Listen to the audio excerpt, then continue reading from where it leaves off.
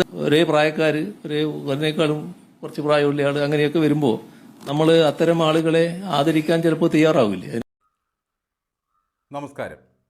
പ്രായം കൂടിയ ഒരാളെ ബഹുമാനിക്കുന്നതിൽ ഒരു തെറ്റും കാണുന്നില്ല. ഗുരുത്തമുള്ളവർ അങ്ങനെ ചെയ്യണം. പ്രായം നോക്കി ബഹുമാനിക്കും. വെള്ളാപ്പള്ളിയെ പ്രായം നോക്കി മാത്രമാണ് ഞാൻ കാറിൽ കയറ്റിയത്. എന്തെങ്കിലും തരത്തിൽ തൊട്ടുകൂടായ്മയുള്ള ആളാണ് അദ്ദേഹമെന്ന് ഞാൻ കരുതുന്നതേയില്ല. ഒരു തരത്തിലും തൊട്ടുകൂടാൻ പറ്റാത്ത ഒരാളാണ് വെള്ളാപ്പള്ളിയെ പോലെ ഒരാൾ എന്ന് പറയാൻ പറ്റും. അത് മുതിർന്നവരെ ബഹുമാനിക്കുന്നതൊക്കെ എങ്ങനെയെന്ന് പിണറായിക്ക് കീഴെയുള്ള മൂത്തതും മൂക്കാതെ പഴുത്തതുമായ സഖാക്കൾ കണ്ടുപഠിക്കണം. വയസ്സ് 90 അടുത്തു പരിവത്സരം മേ എന്ന പൂന്താനം പാടിയ പോലെ പ്രായത്തിൻ്റെ മഹിമയും പറഞ്ഞു നടക്കുന്നയാളാണ് വെള്ളാപ്പള്ളി നടേശൻ. അപ്പോഴേ പിണറായി സാറേ, 89ഉം 90ഉം പിന്നിട്ട് നിങ്ങൾക്ക് മുമ്പേ നടന്ന ഒരു മനുഷ്യനുണ്ടായിരുന്നു ഇവിടെ. അറിയുമോ ആവോ? VS അച്യുതാനന്ദൻ. VSനെ എവിടെ കണ്ടാലും എഴുന്നേറ്റ് നിന്ന് ബഹുമാനിക്കുമായിരുന്നല്ലോ പിണറായി വിജയൻ. അങ്ങ് ശംഖുമുഖം സമ്മേളനത്തിൽ നമ്മളത് ശരിക്കും കണ്ടതാണ്. മറ്റൊരിക്കൽ VSനെ ആക്ഷേപിച്ച് പിണറായി പറഞ്ഞത് എണ്ണി എണ്ണി കുറയുന്നിതായുസും മണ്ടി മണ്ടി കരയേറുന്ന മോഹവും എന്നായിരുന്നു. ഇത് കേട്ടാൽ തോന്നുക പിണറായി വിജയൻ മോഹമുക്തനായ ഒരു കമ്മ്യൂണിസ്റ്റുകാരനാണെന്നാണ്. ഇതേ VSന് കാമഭ്രാന്തുണ്ടെന്ന് കണ്ടെത്തിയ ഒരുത്തനുണ്ടല്ലോ, ഗണേശകുമാരൻ. അങ്ങയുടെ മന്ത്രിസഭയിലെ ഗതാഗത മന്ത്രി അല്ലയോ കാമമോഹങ്ങളില്ലാത്ത ആ പരിത്യാഗി? വിഭാണ്ടകൻ ഋഷ്യശൃംഖലയെ വളർത്തിയ പോലെ അല്ലയോ പിള്ളേച്ചൻ ഗണേശനെ വളർത്തിയത്? പ്രായമുള്ള ഒരു മനുഷ്യനെ ഇങ്ങനെ നെറികെട്ട വാക്കുകൾ കൊണ്ട് സംബോധന ചെയ്യരുതെന്ന് ഒരിക്കലെങ്കിലും ഗണേശനോട് പിണറായി വിജയൻ പറഞ്ഞതായി കേട്ടിട്ടില്ല. ഇതേ VSനെ ഉണക്കപ്പൂമരനും വാഴക്കുല ഡോക്ടറേറ്റും വിശേഷിപ്പിച്ചത് എങ്ങനെയാണെന്നും കേരള ജനത കേട്ടതാണ്. പ്രായമുള്ള ഒരു മനുഷ്യനെന്ന പരിഗണന ഒരിക്കൽ പോലും പിണറായി വിജയനും ശിങ്കിടികളും VSന് നൽകിയതേയില്ല. അങ്ങ് അയിത്തമില്ല എന്ന് പറഞ്ഞ് കൊണ്ടു നടക്കുന്ന ഇതേ വെള്ളാപ്പള്ളിയെ പണ്ട് നിങ്ങൾ വിളിച്ചത് ഓർക്കുന്നുണ്ടോ? കേരള തൊഗാഡിയ നടേശനെയും കൊണ്ട് ഒരു വിഭാഗത്തിനെതിരെ എന്തും പറയിപ്പിക്കാമെന്ന് താങ്കൾ കരുതിയതിൻ്റെ ഫലമാണ് ഈ കമിഴ്ന്നടിച്ചുള്ള വീഴ്ച. കൃതം സുഹൃതം എന്ന് പറഞ്ഞു നടക്കുന്ന പിണറായിയോട് ജനം പറഞ്ഞു, ഒട്ടും ചെയ്തില്ല സുഹൃതം, ഒട്ടേറെ ചെയ്തു ദുഷ്കൃതം. തെരഞ്ഞെടുപ്പ് തോൽവിക്ക് ശേഷം ഇന്നലെയാണ് പിണറായി വിജയൻ വെളിച്ചത്തിറങ്ങിയത്. വെള്ളാപ്പള്ളിയെ കാറിൽ കയറ്റിയത് വലിയ അപരാധമായി കാണുന്നില്ലത്രേ.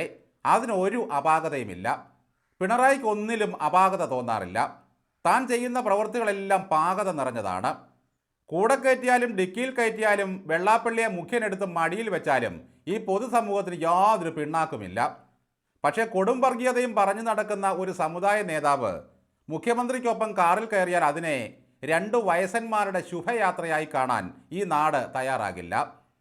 തൊട്ടുകൂടായ്മയുണ്ടോ അയിത്തമുണ്ടോ എന്നൊക്കെയാണ് പിണറായി ചോദിക്കുന്നത്. ഇതേ ചോദ്യം നേരത്തെ വെള്ളാപ്പള്ളിയും ചോദിച്ചിരുന്നു. പഴയ അടിക്കണക്ക് നോക്കി അയിത്തം പ്രജകൾക്കുമേൽ സ്ഥാപിക്കുന്ന പിണറായിയാണ് ഇത് പറയുന്നത്. ലോക മുതലാളി മടിയിൽ, പൗരപ്രമുഖർ കൈപ്പാട് അകലത്തിൽ, അവതാരങ്ങൾക്ക് ഒരടി അകലം, ഉപജാപങ്ങൾക്ക് 5 അടി അകലം, മുഴുത്ത നേതാക്കൾക്ക് 4 മീറ്റർ, പ്രജകൾക്ക് 1000 കാതം. ഇതാണല്ലോ മുഖ്യൻ്റെ അടിക്കണക്ക്. പതറാതെ സർക്കാർ മുന്നോട്ട് പോവുകയാണത്രേ. ശബരിമല സ്വർണ്ണക്കൊള്ളയൊന്നും പാർട്ടിക്ക് പോറൽ പോലും ഉണ്ടാക്കിയിട്ടില്ലെന്നാണ് പിണറായി ഇപ്പോഴും പറയുന്നത്. തലസ്ഥാനത്തെ BJP വിജയം കോൺഗ്രസിൻ്റെ സഹായത്തോടെയാണ്. ഇവർ 2 കൂട്ടരും വെള്ളാപ്പള്ളി വിഷയം പ്രചരണ ആയുധമാക്കി. ശബരിമല വിഷയം ഏശിയെങ്കിൽ പന്തളം നഗരസഭ ഇടതിന് കിട്ടുമോ? അതുപോലെ കൊടുങ്ങല്ലൂര് കിട്ടിയല്ലോ. ഒരർത്ഥത്തിൽ ശബരിമല കൊള്ളയോടെ ഇടതിൻ്റെ നില മെച്ചപ്പെടുകയാണ് ചെയ്തതെന്നാണ് പിണറായി വിജയൻ പറയുന്നത്. നില മെച്ചപ്പെട്ട ഒരുപാട് പേരെ നാട്ടുകാർക്കറിയാം സാറേ. അതിൻ്റെ ഓഹരി എങ്ങോട്ടൊക്കെ പോയി എന്നാണ് ഇനി അറിയേണ്ടത്. ആരെങ്കിലും ഒരു ചോദ്യം ചോദിക്കും, അതിൻ്റെ ഉത്തരം ഇല്ലല്ലോ, അങ്ങനെയല്ലല്ലോ എന്ന മട്ടിൽ കുത്തും കോമയും ഇട്ട് സവിസ്തരം കുറേ ലാല അടിക്കും. എന്നിട്ടൊരു പാൽ പുഞ്ചിരി. സമയം തീർന്നു.